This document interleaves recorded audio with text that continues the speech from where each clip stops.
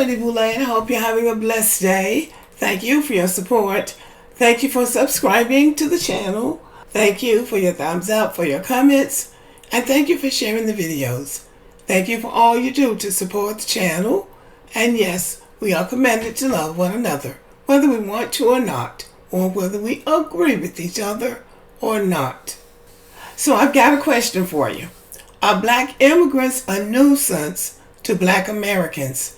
There's been a lot of complaining about these black immigrants, especially in New York City. They are just piling in and they're just sticking in anywhere and complaining about the treatment that they're getting. Somebody has misinformed them. Somebody has told them that they can come to America, get free food, somewhere to stay, and they don't have to do anything. So apparently many of them bought into that. They say they want to work. Maybe they do want to work. Certainly some of them want to work. But I don't know about all of them. Some of them are coming to scam.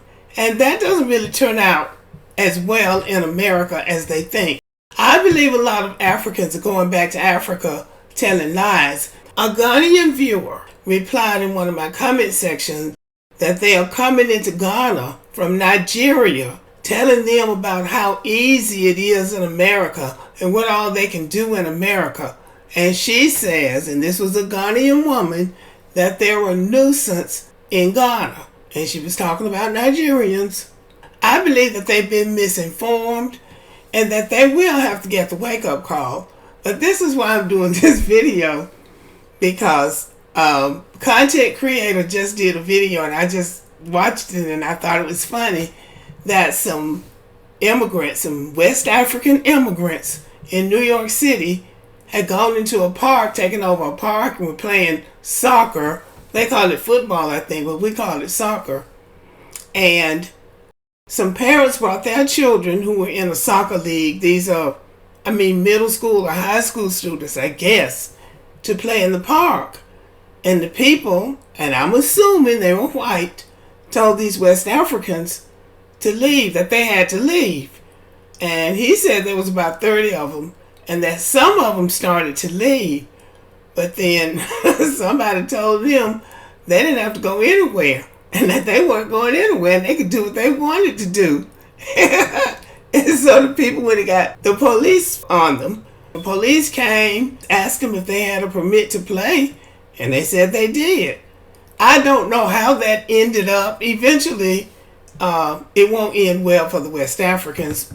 They will change the law about that park if they have to get those Africans out of that park. The same thing happened with some Mexicans in the town where I live. They had teamed up, and each team had their colors, and they were taking over that park on Saturday morning, the same park where the Little League football and baseball teams used to play. And now these immigrants had taken over the park. So one Saturday you went over there and it was full of Mexicans. The next Saturday you went over there and it went right back like it used to be. So I'm just saying, you can be smart. You can try to be a smart ass if you want to. But America has been at this for a long time. So they know how the game is played. But I just thought it was funny that the West Africans did that.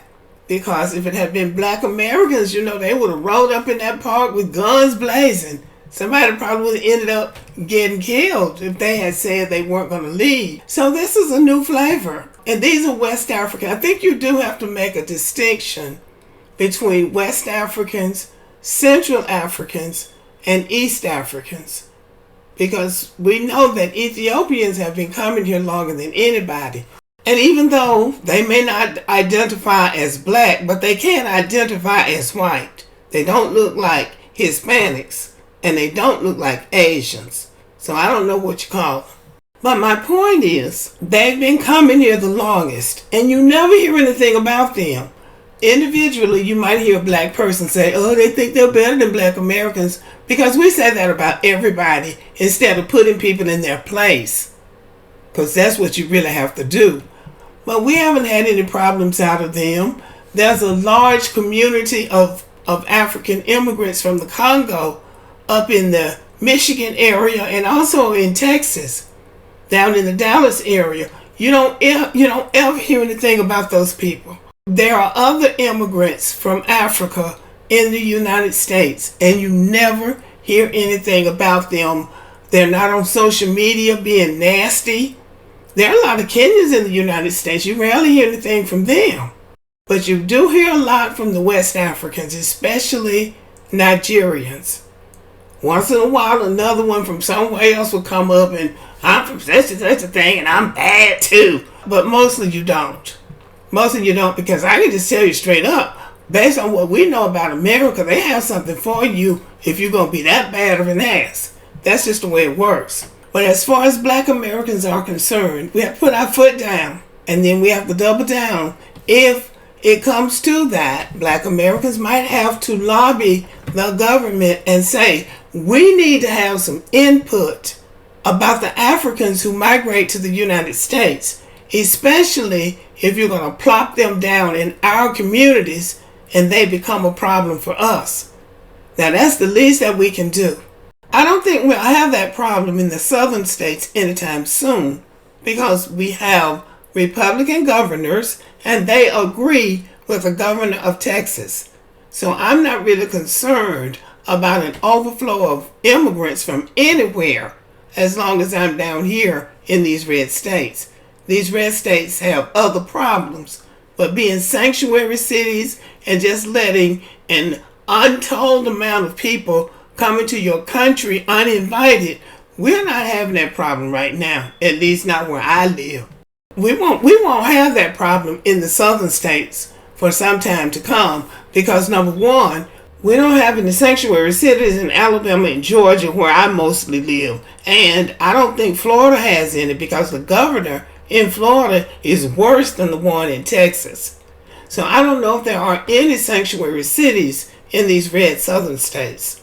And number two, anybody who thinks they're going to come here uninvited and start living and become a nuisance has another thought coming. Colorado is a sanctuary state, but Denver is overrun with illegal immigrants. So now they have passed an ordinance, 1,000 immigrants, and I guess they mean illegal. And they say when they get over 1,000, they are offering the people to find family members to live with or go to another city. See, putting them off on somebody else. You don't have any business being a sanctuary state or city. Immigrants should come to your state, your city, your county legally. They should come the right way, not coming into your country the way they want to, making up their own laws. This is not going to lead anywhere good. As we say, you ain't got to go home, but you got to get the hell out of here. So anyway, y'all let me know what you think about this. Are Black immigrants a nuisance, or do you think they're going to be a nuisance for Black Americans? And if so, what are we going to do? We'll have to do like the people in Chicago. You have to put your foot down about what you're not going to take.